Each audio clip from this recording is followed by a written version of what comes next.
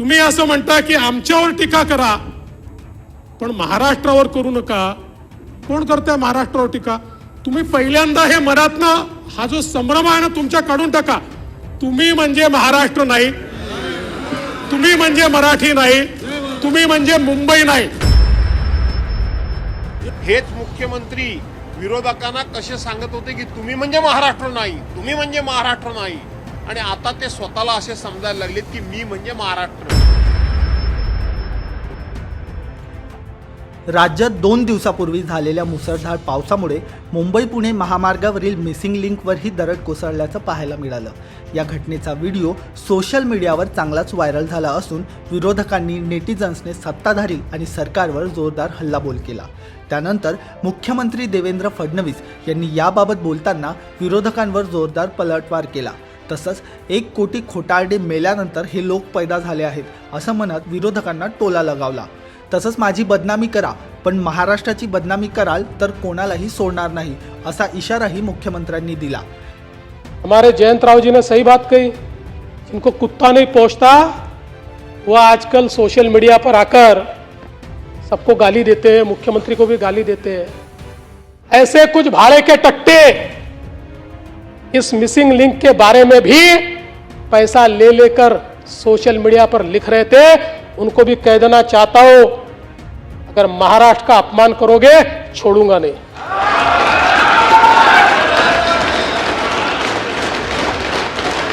त्यावरून विरोधकांनी पलटवार केला असून तुम्ही म्हणजे महाराष्ट्र नाही असं शिवसेना आमदार भास्कर जाधव यांनी म्हटलंय।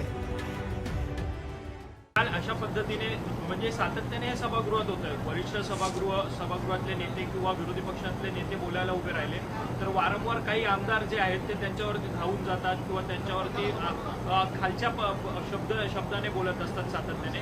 मुख्यमंत्र्यांना बोलता येत नाही या गोष्टी, म्हणून ते असे आमदार उभे करतात। असं आहे की मुळामध्ये भारतीय जनता पार्टीची एकंदरीत परंपरा आणि आताची पद्धत तुम्ही बघितली तर आम्ही कोणाबद्दलही काही बोलू, ते खरं आहे की खोटं आहे याचं काही देणं घेणं नाही, ते लोकांनी विरोधकांनी ऐकावं, पण आमच्याबद्दल मात्र कुणी काय बोलायचं नाही। आता मिसिंग लिंकच्या बाबतीत सुद्धा माननीय मुख्यमंत्री महोदयांनी ज्या पद्धतीने दमबाजी केली, मी तुम्हाला सोडणार नाही, हा सुद्धा सत्तेचा दर्प आहे, अहंकार आहे। अशा पद्धतीनं तुम्ही स्वतः विरोधी पक्ष नेते होतात त्यावेळेला टोकाचे तुम्ही आरोप करत होतात, खोटे खोटे आरोप करत होतात, तरी देखील विरोधकांनी एक नवखं नेतृत्व आहे, उभरतं नेतृत्व आहे, म्हणून तुमचे प्रत्येक विचार हे ऐकून घेतले। याचं भान आता मुख्यमंत्र्यांना राहिलेलं नाही, याचा विसर मुख्यमंत्र्यांना पडलेला आहे, आणि म्हणून विरोधकांनी सत्य परिस्थिती सांगण्याचा प्रयत्न केला तरी सुद्धा ती सहन करण्याची मानसिकता आता मुख्यमंत्र्यांच्याकडे नाही।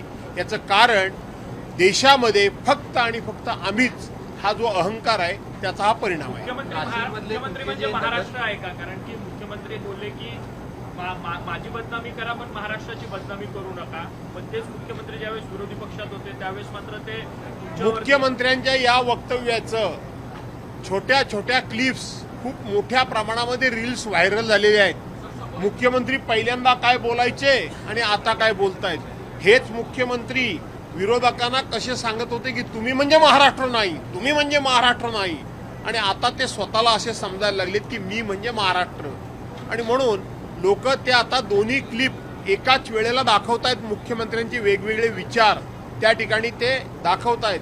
महाराष्ट्राचा अपमान हा मुख्यमंत्र्यांच्या वक्तव्यामुळे झाला की त्यांच्या कृतीमुळे झाला? वेगळा विदर्भ करून महाराष्ट्राचे तुकडे पाडणाऱ्याचं नेतृत्व कोण करत होतं ते सर्वांना माहीत आहे। छत्रपती शिवाजी महाराजांचा अपमान कुणी केला ते सर्वांना माहीत आहे। या महाराष्ट्रामध्ये साधू संतांचा आता अपमान कोण करतंय हे सर्वांना माहिती आहे। या महाराष्ट्रामध्ये धनगर समाजाला पहिल्या कॅबिनेटमध्ये आरक्षण देतो म्हणून सांगितलं आणि त्यांना फसवलं, हे कोण महाराष्ट्राचा अपमान करतंय हा महाराष्ट्र बघतोय। इथं ओबीसीना त्यांनी सांगितलं की माझ्या जीन्समध्ये ओबीसी आहे, माझ्या जीन्समध्ये इथं ओबीसीचं रक्त आहे, आणि त्याच ओबीसीना कसं फसवायचं चाललंय ते सगळा महाराष्ट्र बघतोय। असं सत्ताधाऱ्यांना वाटत असेल की दुनिया आंधळी आहे, अजिबात आंधळी नाही।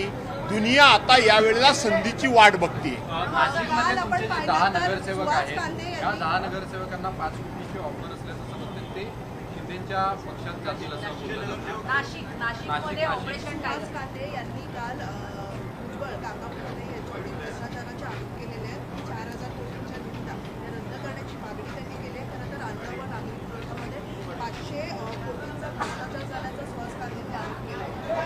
असं आहे, आता महाराष्ट्रात सरकारमध्ये कुठल्या मंत्र्यांच्या खात्यामध्ये भ्रष्टाचार नाही तो सांगा. प्रत्येक मंत्र्यांच्या खात्यामध्ये भ्रष्टाचार आहे. प्रत्येक खात्याच्या मंत्र्यांच्या खात्यामध्ये भ्रष्टाचार आहे. त्यामुळं सुहास कांदे जे बोलले असतील त्याच्यामध्ये तथ्य असेल. धन्यवाद. नाशिकमध्ये ऑपरेशन टायगर सक्रिय आहे. नाशिकमध्ये ऑपरेशन टायगर सक्रिय आहे असं म्हटलं जातं. तुमचे काही नगरसेवक जे आहेत ते संपर्कात आहेत शिंदेच्या. असं आहे की ह्या operation tiger tiger tiger tiger हे रोजच तुमचं चालू आहे आणि त्यांचंही चालू आहे, लोकांचं चालू आहे. तुमचं याचा अर्थ हे रोज नवीन बातम्या टायगरच्या येत आहेत. याचा अर्थ टायगर इकडे आहेत, कुत्रे तिकडे आहेत.